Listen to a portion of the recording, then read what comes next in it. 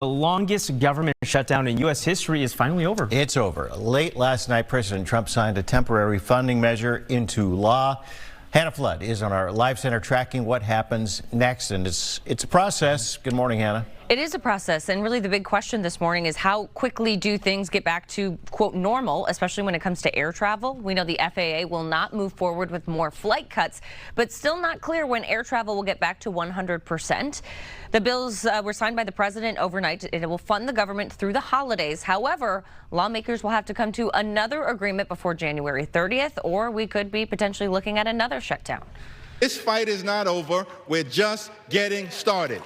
So I just want to tell the American people, you should not forget this when we come up to midterms and other things. Don't forget what they've done to our country.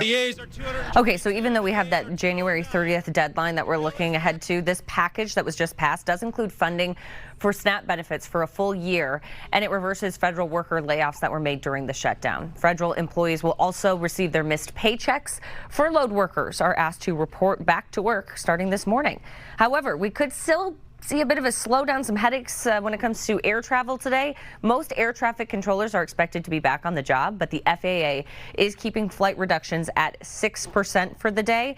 That limit will stay in place as officials assess if things can safely return to normal operations. I don't think we're going to see a repeat of what we saw over the weekend with some really nasty, massive disruptions. But I do think we'll see, some continuing long delays, especially at really busy airports on the East Coast and in the Midwest.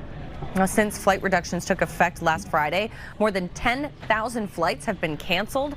Right now at MSP International, there are 32 cancellations and 5 delays. We, of course, this morning are keeping our eye on the flight boards, seeing if that increases at all here today. We will keep you updated. Tom and Janu. Yeah, all right.